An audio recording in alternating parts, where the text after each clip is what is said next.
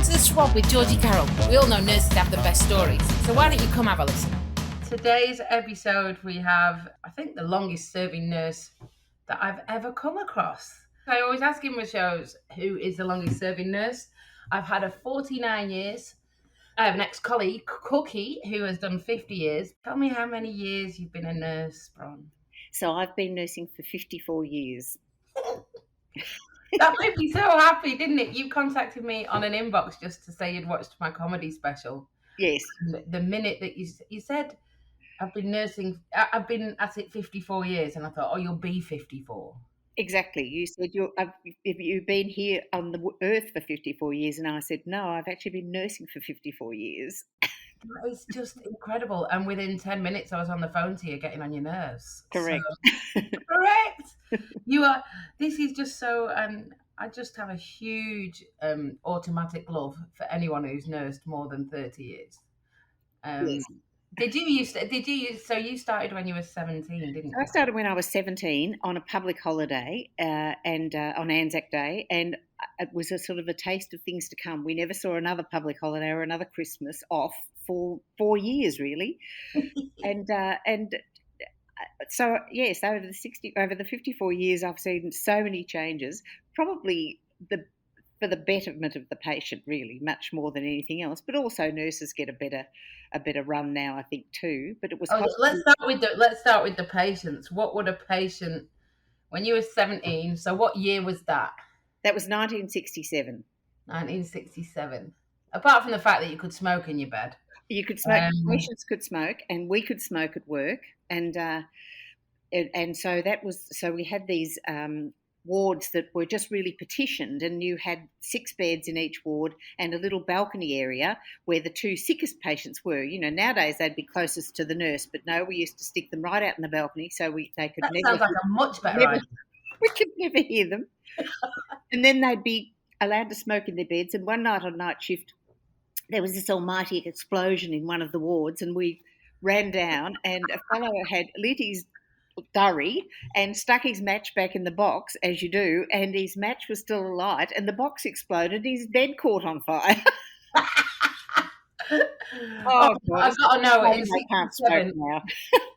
Was there even any paperwork to do with that? If somebody set themselves on fire in the bed, was there an incident form to fill out? I would not have thought so. No, there was no incident report. It just sort of we just went, oh God, look at that, you know, put him out, banged him out, you know, and sort of changed his sheets and said, don't do that again, will you? I love that. I love that. Now there's a form so that they have to go outside. They have to sign a form so they go outside now. Well, they almost have to go out onto the main road, really. They're not even allowed to smoke near the hospitals now. Yeah, I know. Just in the bed's great. I love it with the oxygen. I thought it was going to be the oxygen that exploded. No. And one other night when I was on night shift in the children's ward in Ballarat, and it always snowed in the winter, and I was always on night shift in the winter, and another girl and I were having a fag, and we heard the back door open, and it was the night supervisor coming in. So we quickly threw our fags in the bin, and the bin caught on fire. So here we are in the children's ward, full of smoke, trying to put the bin out. That's so cool. Oh, yeah. I remember, I've only been nursing since 2000, but even in 2000, I had a cigarette in a toilet at hospital. Yeah. And it was just, because we were on like the 5th floor and I couldn't be bothered going downstairs. I just nipped in the toilet. Well, now the fire alarm, of course, would go off and you'd be summarily booted out. Well, now you're not even allowed toasters, are you? No, exactly. You're not allowed toasters in case that sets things on fire. Yeah. So that's the patients back then. I'm trying to think of all the questions I'd ask you if I was on a night shift with you. I love that. Because let's be very clear, you're 54 years in and it's not through necessity. It's not that you've had a big gambling habit or anything. It's literally that you still want to be there. I absolutely love it. And I have to say, Georgie, it has been my lifesaver. I was a single mum at a very young age, and it sustained me. I was a nurse. I was actually able to go to work and put a roof over our heads and put food on our tables. And nursing's the sort of thing that you can go off and do, and you are completely removed from the maybe the awfulness of your own life. You know, you are always able to immerse yourself in nursing, and it's been a real touchstone for me, really. That's incredible. So you were you a young mum? I was under 30 and left a violent marriage. And so, in the late 70s, no support at all for single parents in those days, nothing. And so you really just had to get off your clacker and do something. There was hardly any, pensions or support. And even if there was, it wasn't enough to really live on. So that was. You were a nurse before you had the children. You had the children. You're in this. Do you mind if we touch on the domestic violence? Not at all. Not at all. No. Is that something that you brought it up with me in pre-interview, so I presume you're quite vocal and an advocate for it. Yep. Did you? Because I always found the nurse colleagues, just because it's predominantly women. 1 in 10 is men. Yes. Just incredibly good for soundboarding and support if your life is turning to shit. Absolutely. And that was the other thing that I noted a few things before I spoke to you. That was the other thing, is the camaraderie. There is just that sort of, in fact, I love your description of the penguins where we all circle around each other and peck outwards. Go away. Don't hurt one of us. That's perfect. Yeah. And that was what it was like. People were incredibly supportive. And that sort of medical environment was incredibly supportive too. Not just the nurses, but the doctors were supportive of me too, which was just amazing. And so that was actually a really good thing for me. So you ended up, how many children did you have? I had 2. You have 2 children. I've got colleagues that are single mums, and it's incredibly difficult to work as a single parent if the other parent isn't involved. Well, I worked in recovery, and the other parent was only intermittently involved. So I worked in recovery during the week, and then I took a job with a pathology firm at the weekends. So I would bundle my 2 little tiny children, 3 and 4, into the back of the car and drive off in the middle of the night and take blood from somebody in one of the local hospitals and send it off in a taxi, and then go home and put everybody back to bed. So it was hard, but it was worthwhile. I managed to get through it. Yeah. So what was expected of a nurse back in the 60s and 70s? What is, because it's a baptism of fire, isn't it, at the minute for the new grads, because they're working in a pandemic. They're working in a pandemic, and they're coming into the pandemic from not within the hospital, which I think is I think that would be incredibly confronting for them. So we were apprentices. We were 17 years old and out in the wards, and we lived in the nurses' home, and we weren't allowed to go home for 6 weeks in case we never came back. And I think that's probably wise, really, because most of us were country kids who came from a long way away, and in 1967 there wasn't sort of none of us had cars or anything. So we were not allowed to leave the nurses' home, so we lived on the different floors, the lower down, the first years, and the further up, the third years. And we were ruled by a sister who ran the nurses' home, and we were allowed out until 10:15 twice a week and 11 o'clock on a Saturday night. And the classroom had these wide windows which opened onto the street, and they got a fair working out late at night. People would sort of organise for their friend to go down and let them in at 2 o'clock in the mornings. Yeah, I was going to say, you'd be a bit corrupt, wouldn't you? Exactly. Was it a profession back then? It was a profession. We were extremely tightly uniformed. We had starched collars and cuffs and aprons and caps. Tell me you got the hat. I don't have the hat, but I've got my cape. I've got my cape, my red cape with the Ballarat Base Hospital little logo on the. And in fact, when I was cleaning out the cupboards during the first COVID lockdown, and I found my cape, and it just brought back so many memories.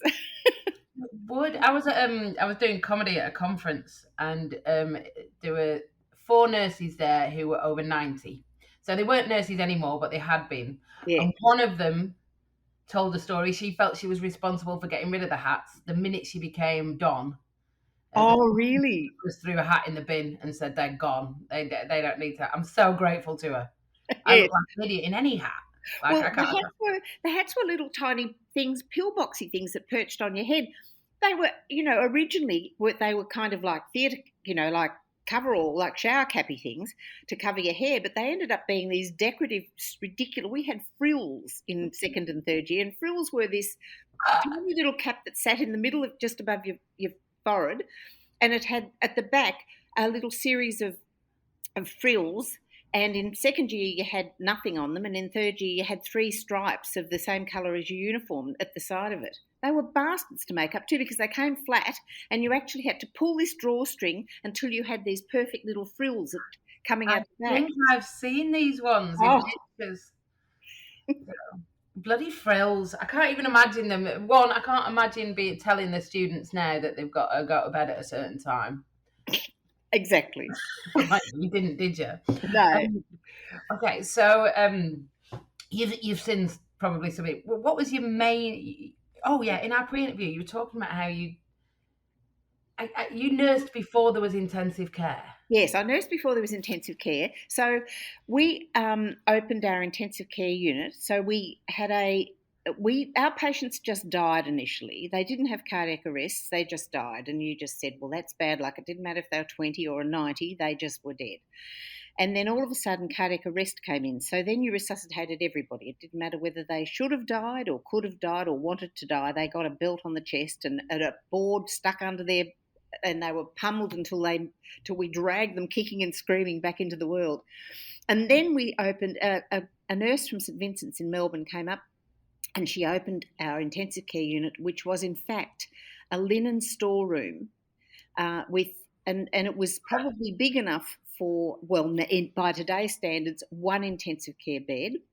So we had 2 bird respirators and monitors. That was about as sophisticated as it was, wall suction and oxygen. And at any given time, we would push another bed in there. The roster was such that you were there by yourself most of the time, except when there was a 10 to 6 shift. So you worked a rotating roster. It was the most terrifying time of my life because people were critically ill, and it was in the days before drink driving and in the days before seatbelts. So we would have the most... Not in the days before drink driving, the days before you were told off if you were drunk.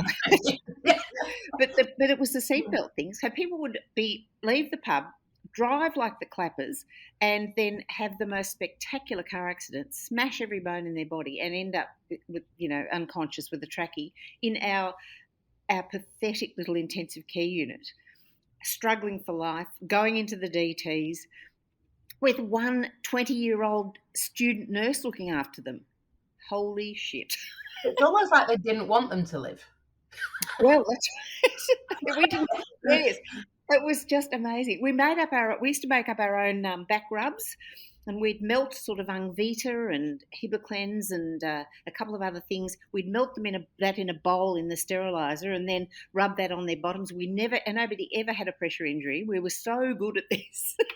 And everybody smelled of Ungvita and Hibiclens. I don't think they lived long enough to get a pressure injury by the sounds of it. I reckon they just carked it before they got mouldy. Well, they used to cark it, and nobody would come and help you because everybody was frightened of intensive care. So night shift was the loneliest shift. You know how night shift you might drift off to sleep? Never. Yeah. There was never a chance you'd drift off to sleep with these beepings and breathings and... So 3 not always sedated, but 3 high acuity patients. You'd have a patient who might have had a myocardial infarction, you lying next to somebody who was unconscious with a trachea, and perhaps lying next to somebody else who was perhaps had some sort of cardiac issue, and they would all be in your care, all monitored. And one in the middle of the night, one bloke pulled out his trachea just as the fellow in the next bed arrested. So if you're not nurses, because we have a lot of people who listen that aren't nurses, that trachea, it's that if you can't breathe through your face, you're breathing through your neck. So he's just taking away his airway. Yeah. And a tube into his neck, which was attached to a respirator, so that breathed for him. So he pulled that out just as the bloke in the bed next to him had a cardiac arrest. And I pressed the emergency button and for anybody to come, and nobody came. And in the end, I just put my fingers down the trachea hole while I thumped the bloke in the chest because there was so little space between the beds. I could do that. I could reach. Yeah.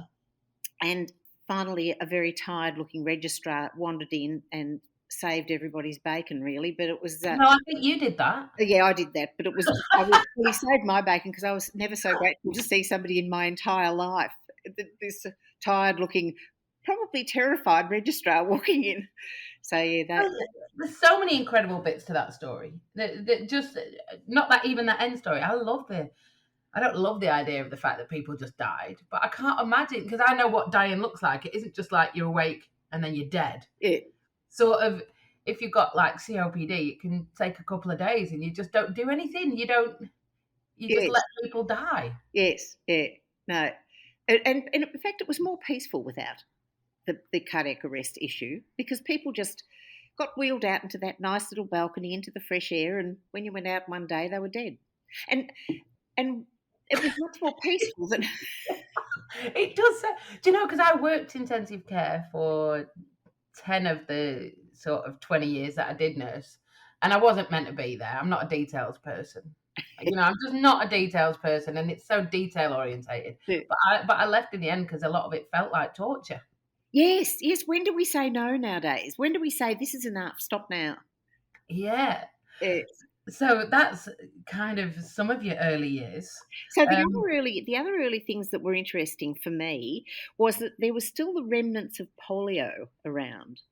Oh, So, let's talk about this. Is very relevant right now. yeah, it is. And so we had very well. I don't know that we ever had patients with polio, but they were around. They were still around. We went to Fairfield Infectious Diseases Hospital on an excursion, and there was children in iron lungs, which you just, when I listen to some of the rubbish about vaccinations, and I think of that in my mind, I think it was just terrible to see.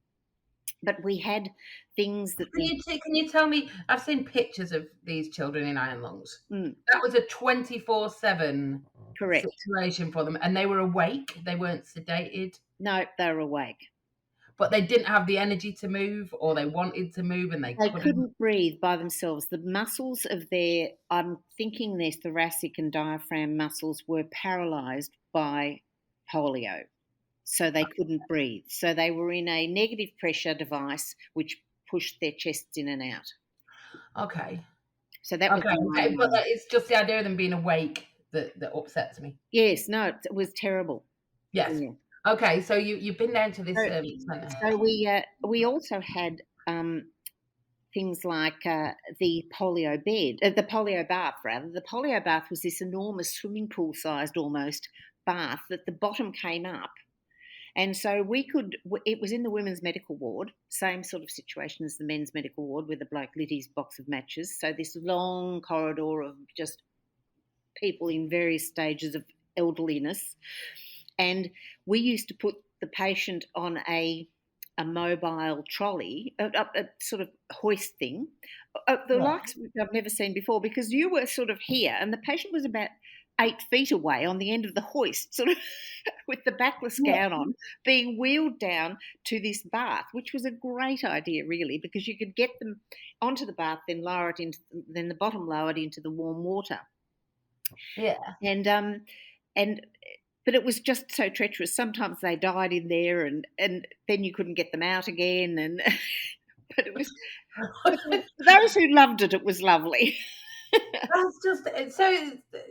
How amazing that we don't have that now. Yeah, I mean, polio is still a thing in parts of the world, isn't it? They're trying to stamp out the last bits to the places that don't have the vaccine and don't have the. But that's so amazing to me. Were you ever worried about catching the polio? Were you ever? No, it was actually past that. And we'd all been vaccinated anyway as children because polio vaccination was... Did any of, you've had lots of vaccines coming over your time. Have you ever, you know how at the moment the nurses are deciding whether it should be mandatory or not. Has there ever been a choice before? Have you always just had the vaccines? Indeed, always had the vaccines. Yep, always did. And in fact, I think for me, I think you should be at least immune to everything you're going to come across. I don't want to be catching stuff. And I also don't want to be bringing stuff home to my family that I might bring home from my unusual workplace, that's full of perhaps things that are not perhaps nice to have. No, I've always had vaccinations. Yeah, if you hadn't had your vaccines, you wouldn't have been nursing for 54 years, would you? Exactly. I'd be dead, Dale. You'd have got something. I'll tell you what we did have was we had tuberculosis. We had tuberculosis in the hospital. That was an interesting one because, in fact, we weren't vaccinated against tuberculosis. Oh, maybe we were at school. Yeah, we probably were at school, but we still had patients with TB. Yeah, we can still catch it. Yeah, You could still catch it. In fact, we people still can. did catch it. Yeah, you still can. But that was that was a lovely ward. It was a sort of, because they were almost there for life as well. They were there for a long, long time. It took 12 months to get over TB, and that was sort of quite a nice rotation to go in there, because they were all just sitting around relatively well, except for the spicy cough, The spicy cough. I know. Well, we're in a right spicy cough at the minute, aren't we? We are indeed, yes, yeah. So we'll wrap it up soon. I okay. could talk to you forever, because there's just 54 years worth of stories. So You we were go on. talking before about the fact that we used to re-roll the bandages. We used to This is it. I also, said, just I can't believe that people say that hospitals are dirty, because they can't be. they cannot possibly be. And we also reused all the syringes and needles. The syringes were glass and the needles were Lure-Lock metal needles, and they came in a little roll-out pack with the 25, 23, 21, 19. These are the gauges of our needles, the sizes of our needles, and a 19. And you can imagine how nice and pristinely sharp they were after several uses and being then rolled up and sterilised. And just amazing, just amazing. Everything apart from the sharpness of them. There's got to be a way to do it like that again. Yeah, yes. Because we go through so much plastic. I didn't recycle at home the whole time I was nursing, because I was like, what is the point? I got to work every day and just throw out bags of it. But yeah, every single day. Mm. So you did washed bandages. And we washed bandages and we hung them over. I can't remember what we hung them over, but the night shift. Probably another patient, knowing how you used to do it. We had a bandage roller, which was an old wooden thing, clean as, an old wooden thing that we used to sit on night shift and re-roll our bandages. And then we would put a nice safety pin in them, and then we'd pop them onto somebody else. And when you look at the quality, you couldn't wash the bandages nowadays because the quality of them is so awful. They just sort of disintegrate in the whatever we washed them in. Well, you did all the cleaning as well. Oh, we did the clean. We spent most of our first year in the pan room. And then talking about. I've spoken to seasoned nurses before. There's some great urban myths that you used to send around to each other that took on board. What was the thing about you used to have to take the flowers outside every evening? We had to take the flowers outside and put them in that makes no sense at all. No, well, I'm not sure why we did that, but the junior nurse, the first year nurse, was responsible for something called the tidy round, and the tidy round was to truss everybody up and take wipe all of the surfaces. And I love that bit of the day. I could do that. Oh, and the beds were really high because they were those old metal sort of pipe frame things. The only nod to comfort was the back would come out a little bit so you could stack your pillows against it, but the rest of it was just straight horribleness. And if they fell, I don't know, a long way. Now I look at them, they put them down on the floor if they're going to fall, so that when they just roll out. No, not for us. We even fractured their pelvis when they fell out, But we did the tidy round. Before matron did her round, we did the tidy round, so everything had to be tucked in, everything had to be clean, wiped, patients sitting up. It didn't matter how sick they would be bolt upright in bed with all their pillows behind them. And my first dead body, I remember my first dead body, we'd done the tidy round. There seem to have been a lot of dead bodies in your people died like flies. But she's been nursing 50 years, but she's dreadful at it. No, go on.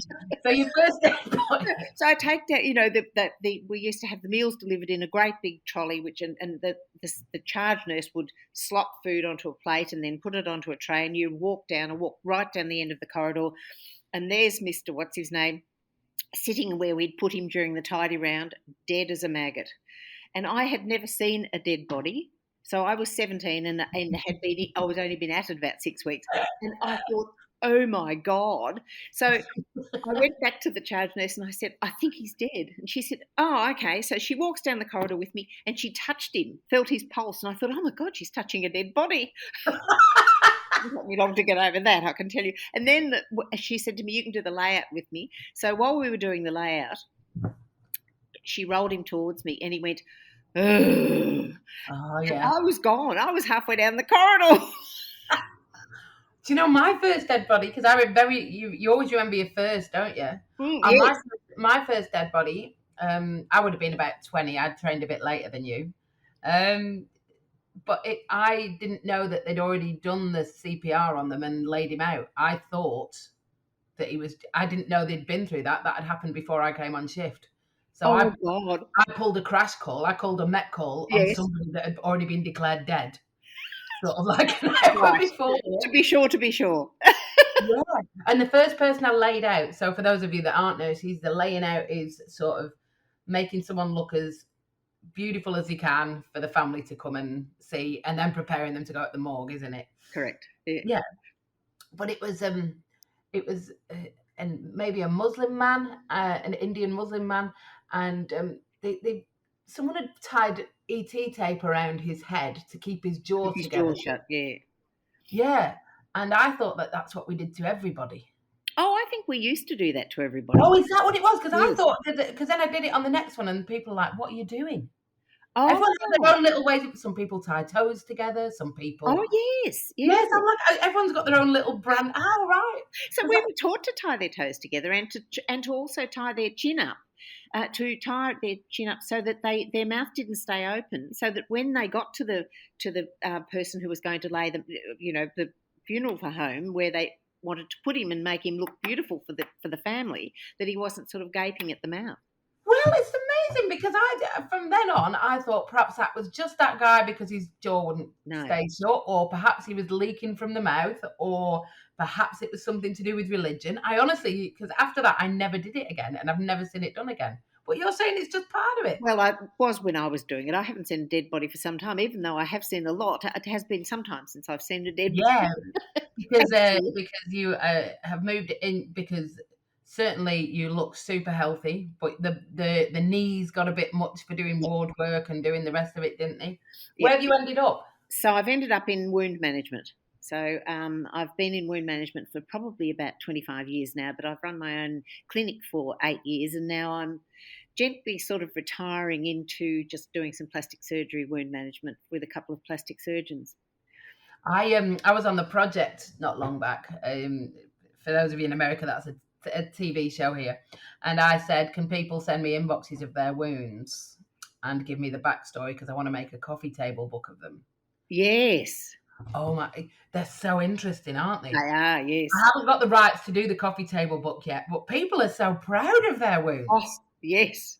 And we're proud of the wounds that we heal, but also, even just with each other saying, wow, have a look at this. And we've got photos on our phones that if we ever lost our phones, people would not steal your phone because they'd open it up and go, this person is weird. Yeah, I know. And like when got electronic patient records, I used to love flicking through the notes, and I used to call it wound porn. It's just, going having a look at how it was and how it is now and what they did in the middle. Oh, that's amazing. I would love to talk to you forever. We do have to wrap this up. But I reckon a good way to wrap it up, because you've done 54 years and you love it. Yes. And that isn't the journey for everybody. I'm very much at the moment deciding, because the arts isn't doing amazing with all the lockdowns. I'm like, should I come back? Don't go back if your heart isn't really in it. What advice could you give the people at the beginning to keep themselves loving it? Well, the people in the middle maybe more, but the people at the beginning and the people in the middle. I think you can diversify. I think you can make nursing whatever you want it to be. You can diversify. You can do. You may again be able to travel, but you can. Australian and New Zealand nurses are loved worldwide if we ever get to travel again, as are English nurses. But I think you can do whatever you like with nursing. You can do something like wound management if you're getting old like me, or you can work in theatre if you want regular hours, or you can work in recovery, or you can do whatever you like with nursing. And I think that it sustains you through a whole lot of stuff. It's never ever stop exploring what the possibilities might be. It's not all drudgery, because it does feel like that in the beginning when you're just spending your whole day in the pan room washing pans or whatever. But it's such a diverse range of things that you can do. You can become a cosmetic nurse. You can get into all sorts of areas, and it's constant, and it is always a way to earn a living, even in the darkest of days and the best of days. And like you said, you are now still friends with some of the... We have a reunion every year with the girls I started my training with. So the girls I started my training with 54 years ago, we are still friends, firm friends, and it's just lovely. Oh, They're friends like no others. Oh, this is so wonderful. You've no plans for stopping. You are still loving it. I Yes. just absolutely adore, and the lives you have ruined. I can't get over how many lives you have touched.